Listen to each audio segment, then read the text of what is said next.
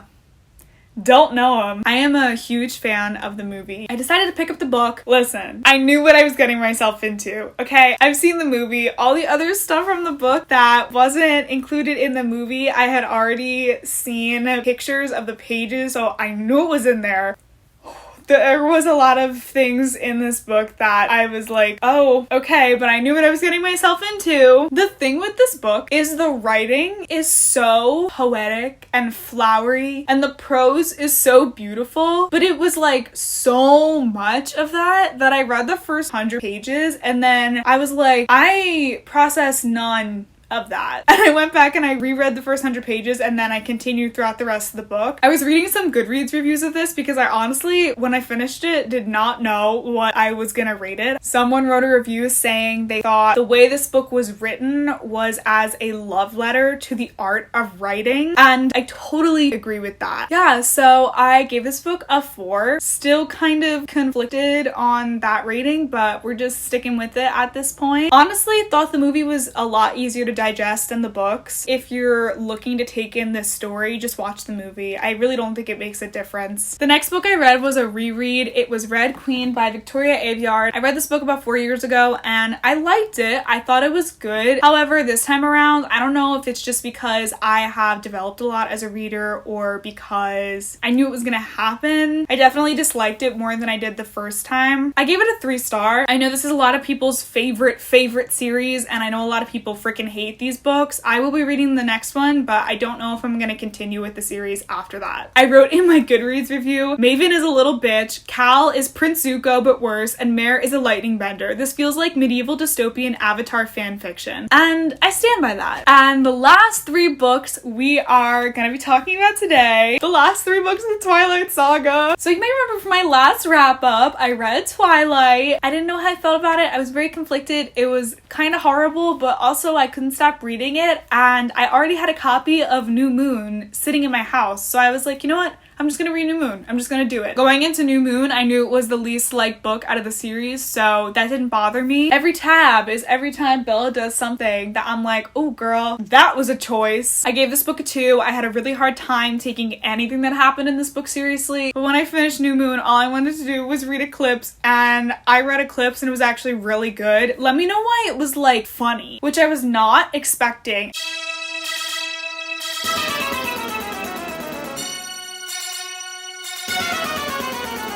And you can see I was still tabbing stuff, but it went from me tabbing the stuff that I thought was really problematic to me just tabbing every time there was a moment that I had a thought or wanted to comment on. I gave this book a 4 stars.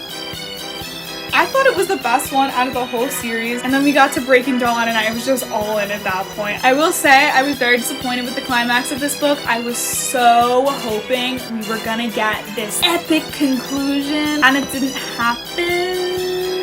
Which I don't really think is a spoiler because I think everyone knows how it ends. I gave this a 3. I thought it was fine. I didn't think I was going to be making a video on the Twilight saga, but I sat down to just write some quick notes for this video and ended up with 21 pages of notes on all 4 books. So I guess that's coming at some point. So these are all the books I read in June and July of 2020. I hope you enjoyed watching this video. I definitely had a better time filming it than I did doing it yesterday. Thank you for watching. Be sure to like and subscribe. I hope you have a good rest of your day. Bye! I wanted to be a cowboy, baby.